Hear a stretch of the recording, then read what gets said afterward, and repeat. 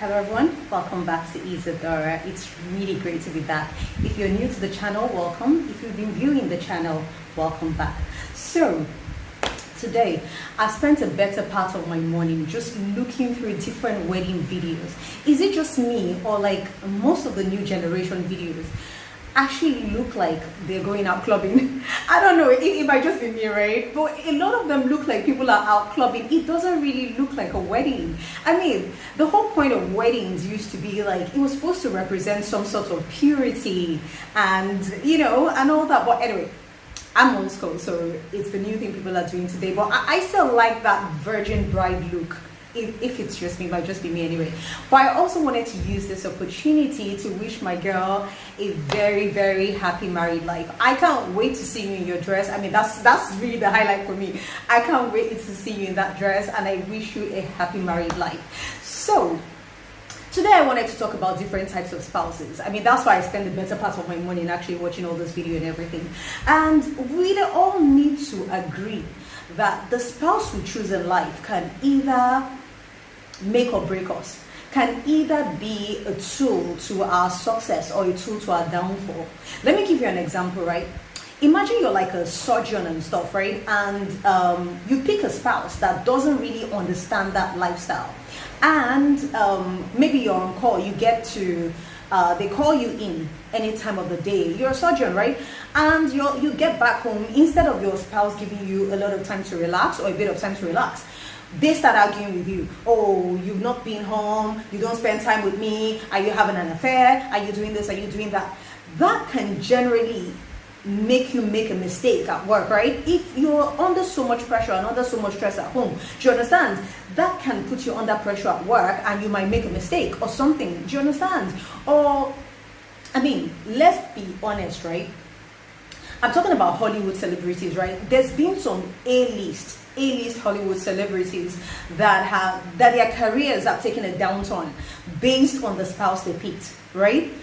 And I'm not mentioning names, but we all know, right, that their careers have taken a bit of a downturn based on the spouses they picked.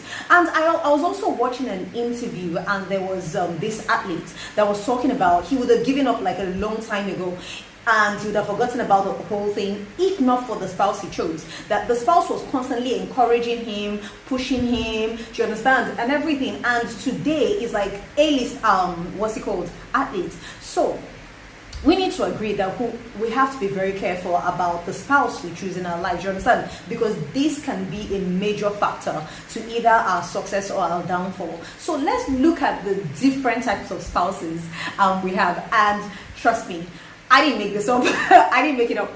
And again, I am going to go through via Bible characters. I apologize. I always do this. But these are like fixed characters you can Google up. So it doesn't matter your religion or whatever it is. You can Google them and see the story. And do you understand? It just helps it a bit better. Anyway, let's look at the different types of spouses we have. So the first type of spouse is a spouse like Boaz.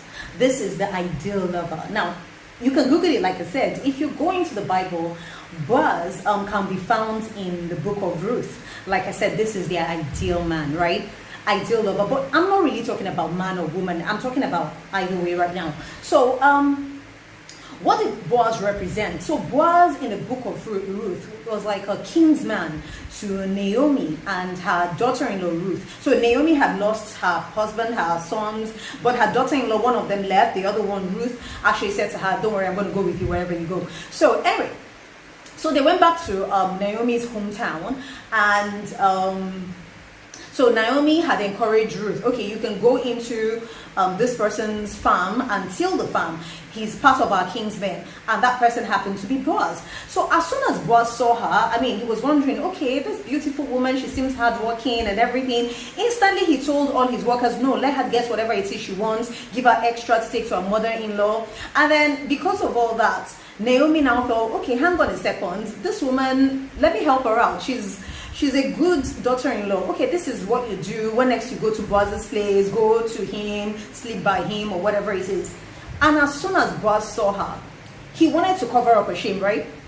didn't want to expose and everything, and he told her, you know what, quickly start going before morning and everything. Don't let people see you here before they think you're like a loose woman or whatever it is, and take some things back again. Give her whatever it is, some food, extra food for her mother-in-law. Now I'm rushing through it because I need to talk about this kind of spouse. Like I said, this is like the ideal spouse. So first of all, this is the spouse that gives you room to grow, right? This is not a clingy person. This is not an overly jealous spouse that is in competition with you. See, any spouse or any partner that is in competition with you is an enemy, is a hidden enemy. Do you understand? That's an up right there. So he wasn't in competition with her. There was no competition there. He understood that he was the man and she was the woman. Do you understand? There was absolutely no competition. So he gave her the room to grow. That's like he in turn would be like her biggest cheerleader. Do you understand? So like I said, this could be man or woman. So this is a spouse that gives you room to grow. They are not trying to compete with you. They are not jealous of your success. They are not trying to drag you down. They are not trying to, do you understand? They are your biggest cheerleader. Now, this is also a spouse that wants to protect your name, protect your reputation. Do you understand? So, basically, let me give you an example, right? Like, let's say a man and a woman comes to his house and she spends time and everything, do you understand? Not even to his house, they just hang out. There are some men or women, do you understand? There are some men that would literally, once his friends are asking him like, so what happened? Man, I hit that, forget, I slept with her already. There are some women that the guy is not even calling him, he's always disturbing me, he's such a pest, he disturbs me all the time, he's always calling me, he's always doing this, he's always doing that. Do you understand? This is the opposite. This is the kind of partner, do you understand, that protects your name, that even when they do something, they're not trying to boast about it to their friends, they're not trying to drag your name down, they're not trying to destroy your reputation. So a spouse like Boaz, the ideal lover, that's like the ideal spouse. Next type of spouse is the spouse like Abraham. Now, God forgive me before I say this, right? Okay, so like if you're a Christian, you'd understand. Like Father Abraham is supposed to be like the ideal man, the man everybody looks up to in the Bible. Do you understand? He's the father of all nations. He's like the perfect man, the one that trusts God beyond measure, right?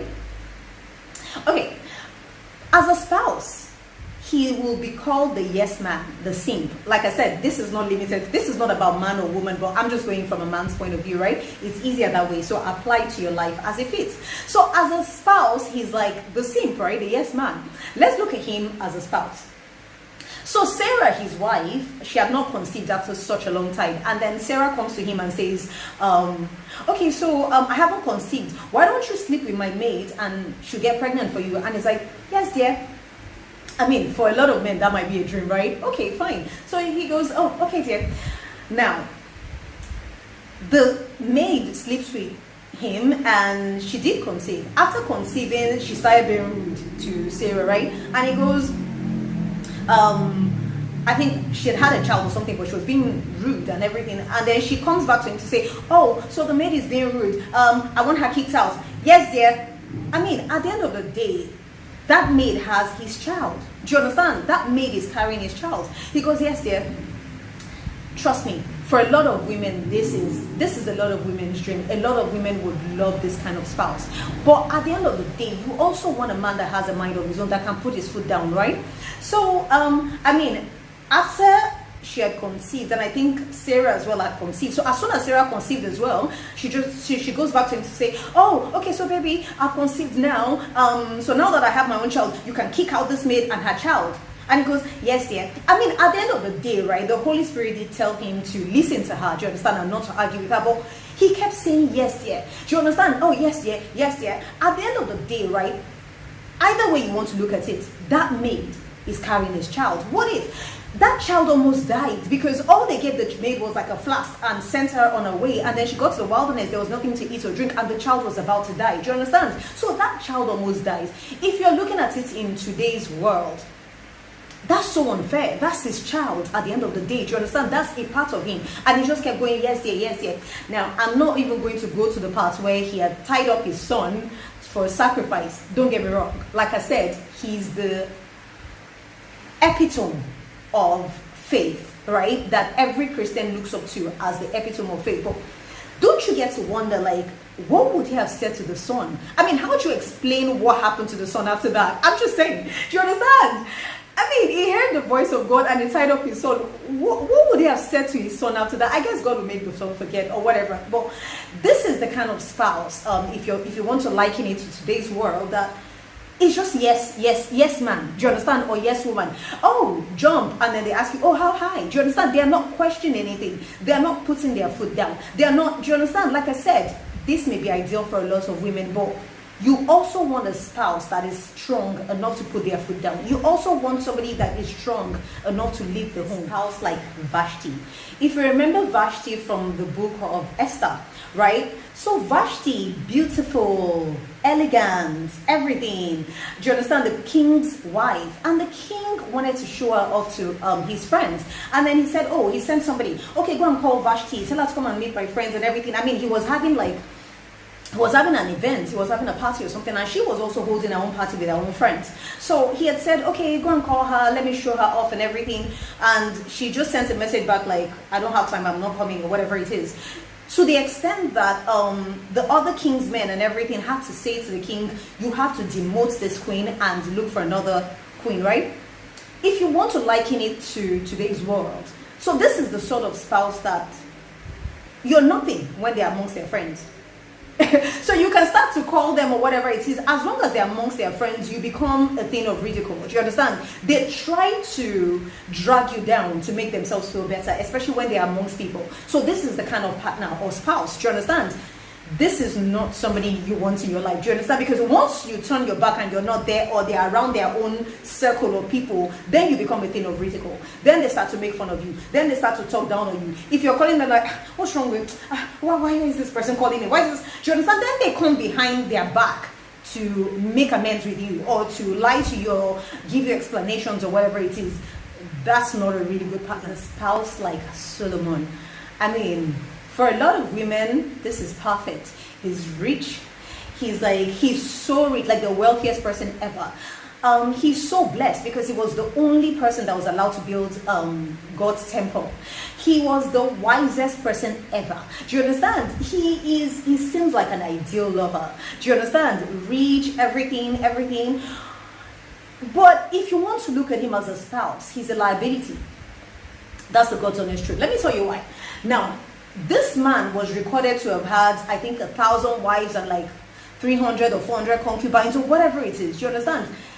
That's a liability. He's a liability unto your family. Because, trust me, when you have polygamy, you have a lot of competition. The lives of those children that will come from that marriage, they're in trouble. Everybody's competing. Let my child be the best. Let my child be the most favored. Let my child be this. Then you're looking at thousands or whatever, or hundreds of concubines that actually want to be wife. So it's a liability onto your family. Do you understand? You're putting your life at risk, the life of your children at risk, because everybody is in competition with the next person. That is the worst kind of spouse to have, really, seriously. And I know that in some religions you can have more than one wife, but if you also notice that there's a rule in those religions that as long as you can love them equally, so this is just so that they can avoid competition. Do you understand?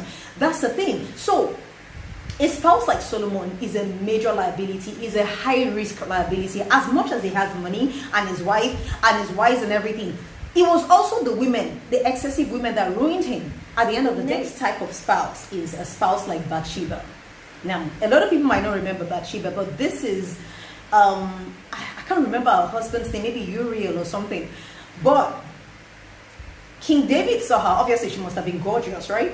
King David saw her, she was bathing, and he sent somebody to call her, and he slept with her, had an affair with her, and sought to actually kill her, and killed her husband. He didn't seek to kill him, he actually killed the husband. Do you understand? And then married her. You know what I'm going to say, right? This is, okay, first of all, let me ask this. If it wasn't a king, would she have responded? Would she have slept with him? Maybe not. Do you understand? So this is the kind of spouse that they will cheat on you once they see somebody that has more than you, and probably leave you. Do you understand? Leave you for somebody that has more than you. So this is a majorly unfaithful spouse, or partner. Do you understand? They're in a relationship with you, maybe not even married, and then they see somebody that is prettier or richer or younger or whatever than you. Do you understand? And then they cheat on you and leave you, or whatever it is. Do you understand? And if they're already married. It's like, there's a saying that says like maybe an unfaithful wife is seeking to kill her husband or something, because at the end of the day, the other party, the third party, might get jealous and seek to, it's not even about just a wife or husband, and seek to have that person to themselves. Do you understand? So they may harm the partner in the process. Do you understand? So that is definitely not an ideal. So I saved the best for last, right? A spouse or a partner like Jezebel. I think that already explains it, right? So let's look at the story of Jezebel. So Jezebel married King Ahab, right? And King Ahab used to be like a lover of God and everything. So Jezebel married him. She was also a princess. She was a Phoenician princess. So she wasn't just someone off the street. But what she did was she brought in her false gods into Israel. Do you understand? Now Israel, this is like a God-loving nation, right? So she brought in her false gods, changed everything around, killed all the prophets of God, save Elijah, right? But killed off all the other prophets of God and everything, to the extent that somebody had to hide a few of them somewhere, you know. But she killed them, and she made Ahab and the entire nation start to worship false God, in turn going against God, right? So let's liken it to today's partner. So this is a partner that will make you do any and everything that will either take you to jail or hell.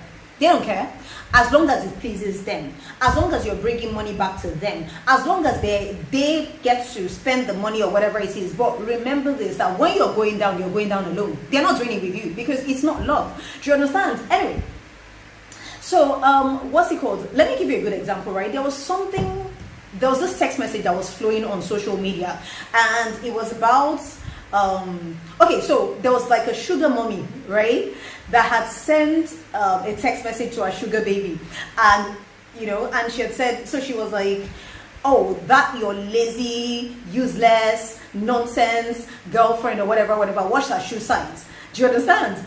And the girl actually responded and said, oh, mama, he's in the bathroom taking her bath or whatever. Sorry, he's in the bathroom taking his bath, but my shoe size is 40.